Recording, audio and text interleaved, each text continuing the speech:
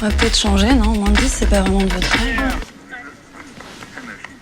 Ça vous a pas paru un petit peu bizarre, le garçon qui embrassait toutes les filles, là? On avait pas mal de copines.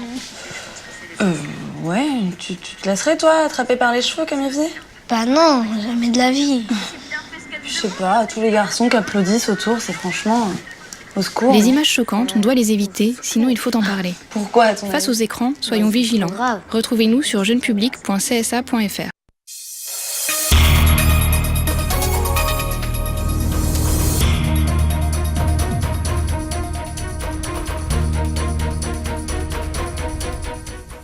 Un barrage pour réclamer de meilleures conditions de vie. Les habitants de Jakarta à Saint-Laurent ont ainsi exprimé leur colère à l'entrée de la cité hier et aujourd'hui. Le maire Léon Bertrand s'est rendu sur place pour apaiser les tensions, rencontrer promesses au programme.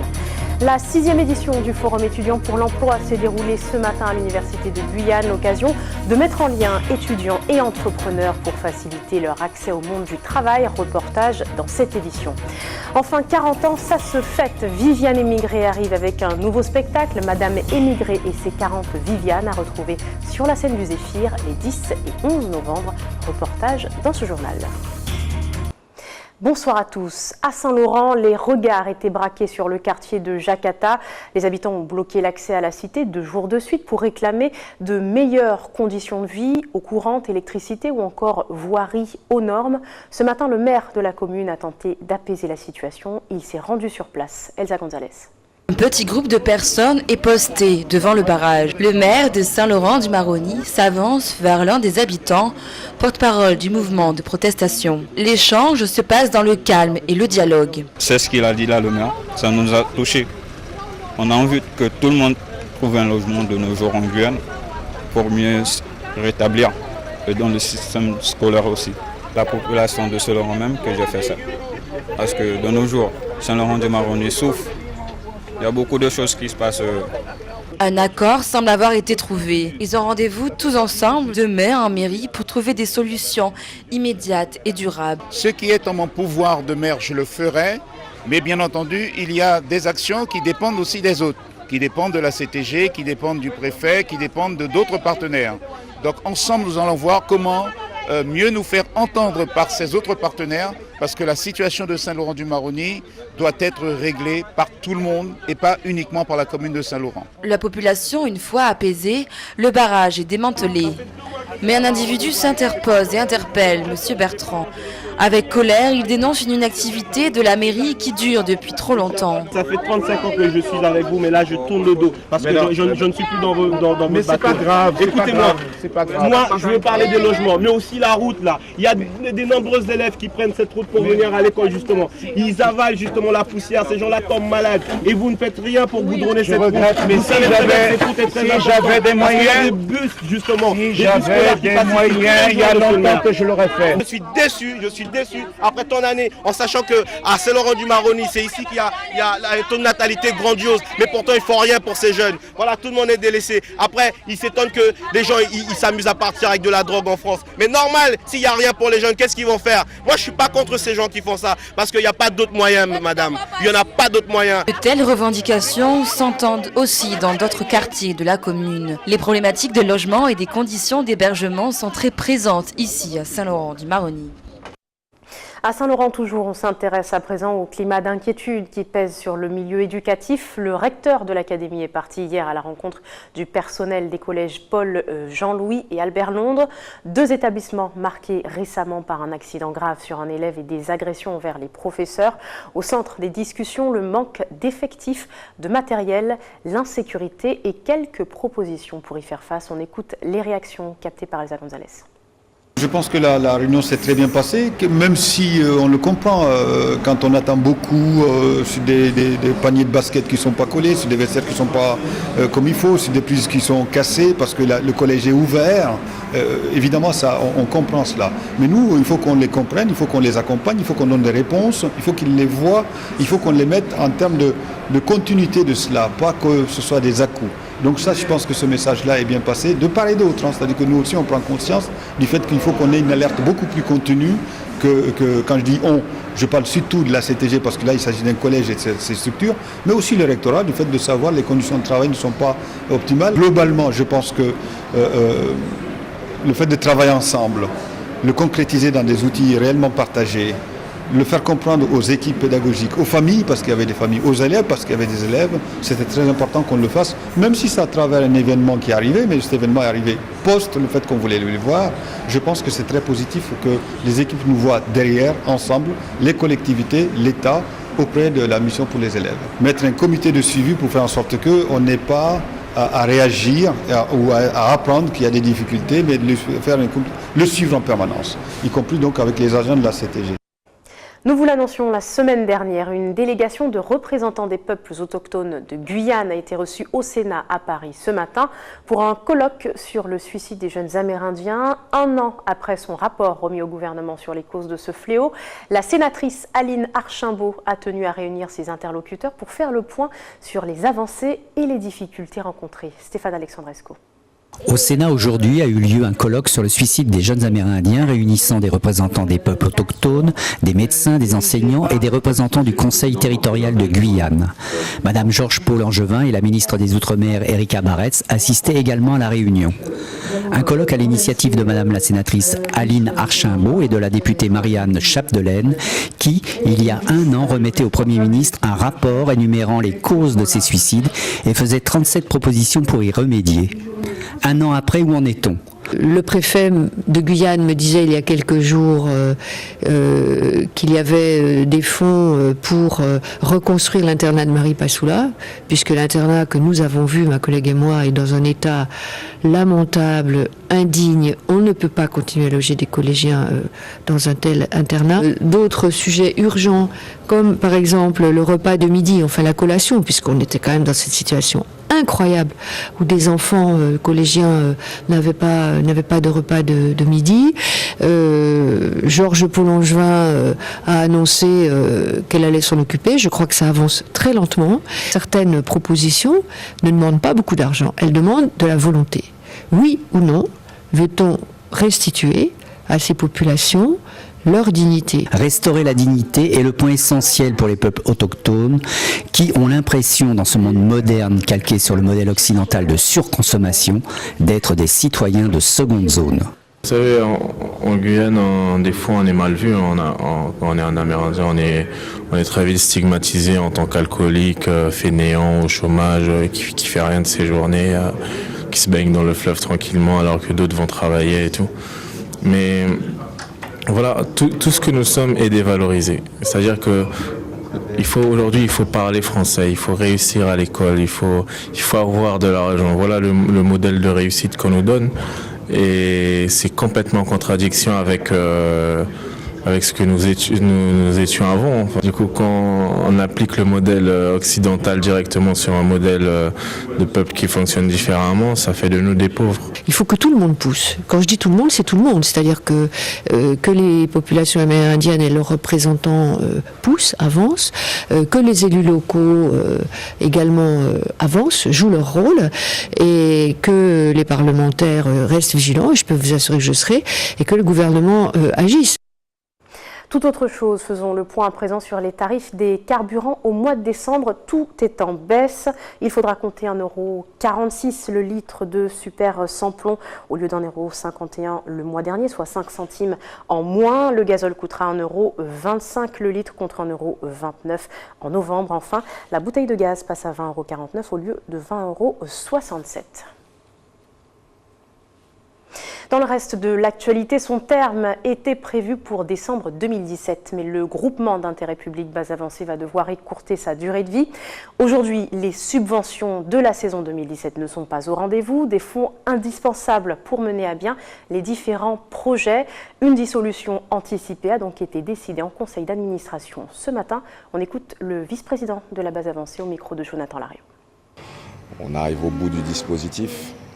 Il y a une dissolution anticipée qui est demandée, puisque les partenaires financiers ne suivent plus. Donc voilà, à nous de trouver le juste milieu pour que on arrive à conclure ce GIP d'une très belle manière, d'une bonne manière en tous les cas. Voilà, on a fait le bilan de ces 6 dernières années. Je pense que c'est un bilan qui est plutôt positif quand on voit tout ce qui a été investi. Maintenant, nous sommes plus sur la phase, je dirais, administrative pour nous permettre de conclure et de finir le GIP dans de bonnes conditions. C'est un appel que je fais aux communes de Guyane, aux communes qui sont concernées par les projets base avancée. Vous ne pourrez pas être payé s'il n'y a pas de facture. Donc je pense que les choses sont claires. Il y a des procédures, il faut savoir les respecter. Ça fait quand même plusieurs années que nous travaillons avec ces communes-là pour leur permettre d'accéder à certains équipements. Je pense que la moindre des choses, c'est d'avoir un peu de rigueur administrative, même beaucoup de rigueur administrative pour pouvoir arriver au bout des projets. Il y a des équipements qui sont là, qui sont utilisés aujourd'hui, mais dont nous ne pouvons pas finaliser le financement. Et je pense que c'est l'appel qui est à lancer aujourd'hui. Dans l'intérêt des communes, je le répète, parce que ce sont elles qui ont avancé l'argent et qui doivent maintenant recevoir les subventions. S'il n'y a pas de facture, c'est pas possible. Et notez que le programme GIP base avancée devrait ainsi prendre fin en mars 2017. La 6e édition du Forum étudiant des métiers s'est tenue aujourd'hui sur le campus de Troubiran, une matinée dédiée aux rencontres entre étudiants et entreprises dans le but de faciliter leur entrée sur le marché de l'emploi. Un rendez-vous important pour Monica et Danieli. Ces 2 étudiantes en recherche d'expérience professionnelle nous ont fait part de leurs inquiétudes face au monde du travail, mais aussi de leur détermination à persévérer. Ayodele Germa. Face au directeur des ressources humaines, Danieli. Elle reprend des études en licence, marketing, communication et vente. Pour elle, les entreprises présentes à ce forum recherchent davantage des candidats expérimentés. Les différentes entreprises que j'ai pu rencontrer cherchent déjà des postes ciblés, c'est-à-dire des postes de commerciaux, etc. Je pense que quelqu'un qui fait des études de 3 ans, 4 ans, 5 ans, ça ne les intéresse pas tout de suite. Même exercice pour Monica.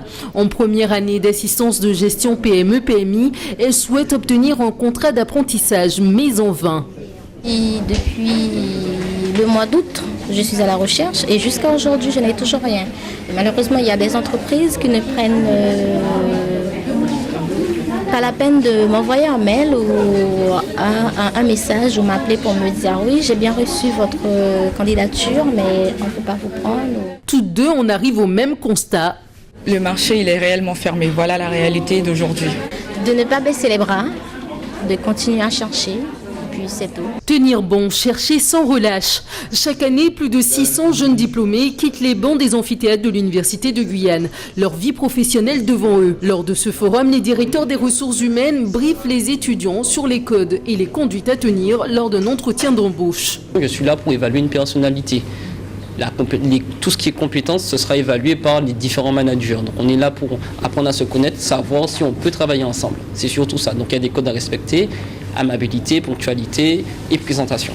Le groupement Boilan Holding compte 800 collaborateurs en Guyane. Depuis 6 ans, il organise avec l'université ces rencontres entre étudiants et professionnels. Le but, préparer les uns au monde du travail et permettre aux autres de connaître la pépinière des futures compétences. Nous pouvons, auprès des universitaires, exprimer nos besoins. Quels sont les métiers en tension? On peut citer par exemple l'informatique. Quels sont les métiers effectivement sur lesquels demain nous allons recruter? Et nous voyons l'université de Guyane de plus en plus aller vers des licences professionnelles, ce qui est pour nous un très bon signe et une ouverture vers l'entreprise. Cette ouverture au monde du travail passe également par le service d'orientation et d'insertion professionnelle de l'université. Depuis cette année, les licences professionnelles doivent obligatoirement passer par un stage en entreprise. Plus aucune visibilité sur la RN1. Des incendies ont emporté plusieurs hectares de végétation et provoqué d'importantes fumées, conditions rendant la conduite quasi impossible pour les automobilistes tout au long de la matinée en direction de Makouria. La sécheresse intense de ces derniers jours favorise la multiplication de ces incendies. Circulation alternée, intervention massive des pompiers. La matinée a été très mouvementée sur la route nationale. Caroline Alcide, Stéphanie Puglisi. Nous sommes ici à quelques kilomètres du bourg de Makouria. Depuis hier 17h, la savane est la proie des flammes. D'épaisses fumées paralysent la circulation sur cette route nationale. Les pompiers ont passé une partie de la nuit sur place. Objectif, limiter et contrôler la propagation des flammes qui ont déjà ravagé plusieurs hectares. Ce feu a commencé hier à 17h, mes hommes ont terminé à 1h du matin. Ils sont retournés à 4h du matin et lorsqu'ils sont entrés vers les 6h, ils sont repartis de 8h jusqu'à maintenant. Tôt ce matin, les automobilistes ont dû patienter de part et d'autre de ces épais nuages de fumée. Face à l'attente, certains préfèrent faire demi-tour. Les gendarmes, appelés en renfort, organisent des convois entre les deux barrages dressés sur la route. Nous avons demandé les forces de l'ordre sur les lieux et nous avons bloqué la circulation. Pourquoi bloquer la circulation? Parce qu'il y avait une épaisse fumée qui gênait. En accord avec la gendarmerie, et ils font circuler en alternance. Depuis plusieurs semaines, on assiste au même scénario. Avec cette forte sécheresse, les départs de feu sont nombreux. La préfecture a d'ailleurs multiplié les appels à la prudence ces derniers jours. La population est invitée à ne plus allumer de feux de végétation. L'origine peut être diverse, mais dire qu'en quoi ce sont des riverains qui mettent le feu à l'intérieur des marais, bon, c'est un petit peu douteux, mais qu'on remarque qu'il y a beaucoup de tessons de bouteilles et ça peut venir de ça, ça fait un effet de loupe avec l'herbe qui est sèche et ça peut prendre feu. Les pompiers poursuivent leur travail de surveillance et de contrôle et espèrent au plus vite l'arrivée de la pluie. Mais ce n'est qu'en milieu de semaine prochaine que la Guyane devrait connaître de nouvelles intempéries. Cela ne se produit que 2 fois chaque année. Le consulat général de Colombie a fermé aujourd'hui les portes de son siège temporaire à Cayenne. 2 jours de permanence route de Montabo pour recenser et soutenir les ressortissants installés en Guyane dans leurs démarches administratives. Renouvellement de passeport, acte de naissance, l'occasion de réfléchir également sur la nécessité d'une présence consulaire permanente sur le territoire. Ayodeli Germa. Cette salle abrite pour 48 heures un petit coin de Colombie. Le consulat général de Colombie à Paris prend ses quartiers d'hiver à Cayenne, le temps de permettre à ses ressortissants de mettre à jour leurs démarches administratives. Depuis quelques années, nous organisons des consulats mobiles. Ce sont des consulats itinérants qui se déplacent dans différentes villes de notre circonscription, qui sont éloignées des bureaux de Paris, pour faciliter les démarches administratives de nos concitoyens ou des nationaux français qui doivent faire des démarches administratives aussi auprès des autorités colombiennes. Et dans le cas de la Guyane française, on sait selon le recensement et les différentes études qui ont été faites, par exemple par l'INSEE, que c'est la communauté colombienne la plus importante en Outre-mer et qui pourrait être aux alentours de 500 ressortissants. Ce consulat mobile a également pour but d'actualiser les registres de recensement des ressortissants colombiens en Guyane, une démarche qui devrait permettre d'évaluer le besoin réel en présence consulaire sur le territoire. On croit qu'il y a des circonstances qui méritent de faire cette analyse. Et ça peut être avec une fréquence plus importante des consulats mobiles. Et ça peut être aussi avec un consulat honoraire, voire une présence permanente, mais il faut bien sûr voir les besoins. Un des objectifs aussi de ce voyage est de renforcer la communication avec les autorités locales pour pouvoir répondre aux besoins de nos concitoyens qui sont ici. 80 rendez-vous sont prévus sur les 2 jours de présence consulaire. On poursuit en rythme avec la 12e édition des danses métisses qui se poursuit jusqu'à ce week-end partout en Guyane. Samedi, les Saint-Laurentais ont eu droit à une découverte atypique, une représentation mêlant acrobatie circassienne et danse contemporaine. Un spectacle assuré par le Club de l'Ouest, Latitude Cirque et le collectif guadeloupéen Métis Gua. Voyez plutôt le reportage d'Elsa Gonzalez. Ils sont au nombre de 5 à occuper l'espace de la scène. Entre amis ou en famille, ce spectacle de 30 minutes offre à la population un moment de détente et de découverte. C'est distrayant à Saint-Laurent-du-Maroni de pouvoir voir un spectacle comme ça, de l'art en tout genre.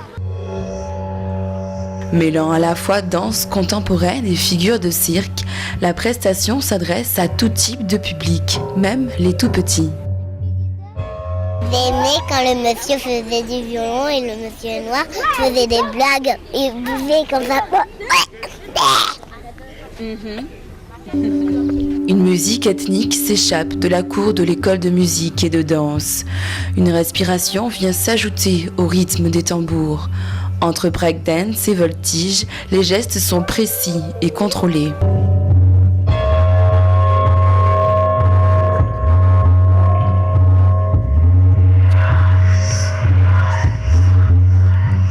Une chorégraphie scénarisée et réalisée par le collectif Métis Goa. Venu de Guadeloupe pour le festival, l'idée est de retransmettre au travers de l'expression corporelle les différentes danses et cultures.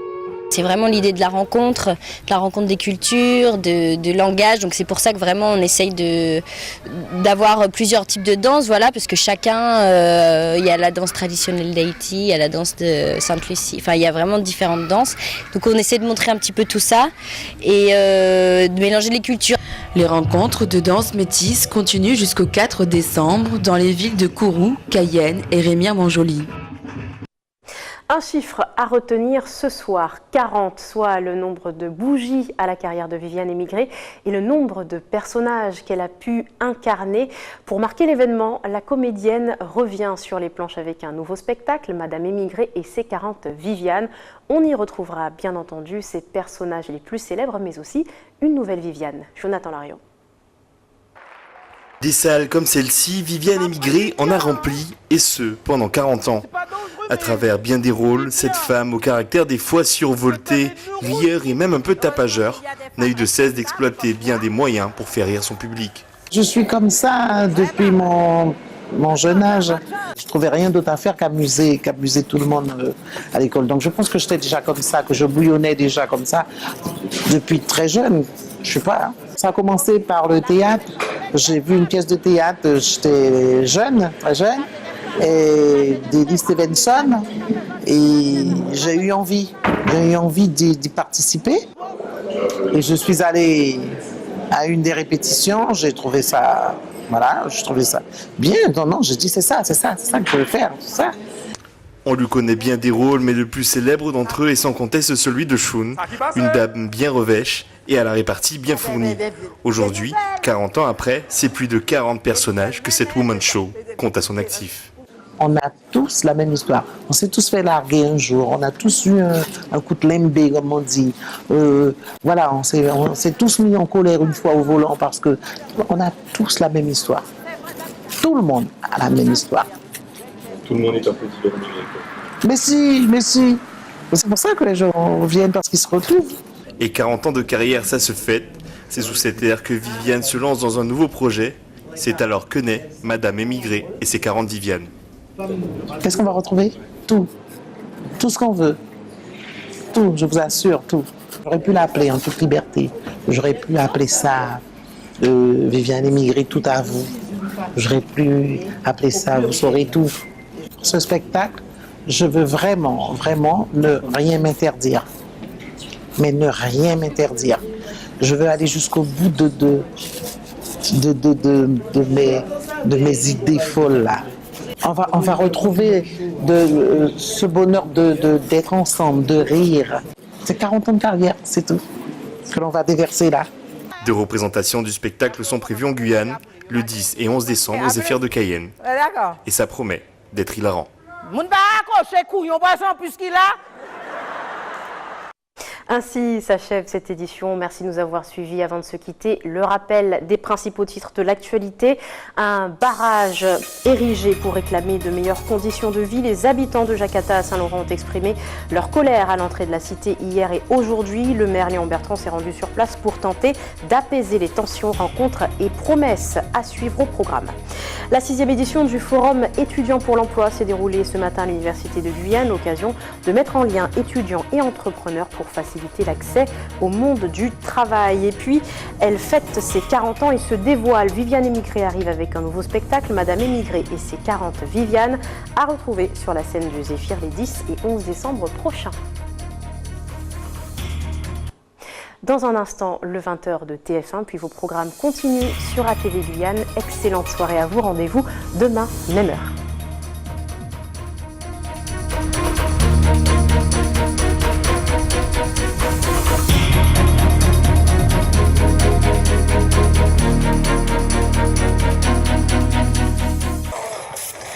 Bon allez, pas chasser.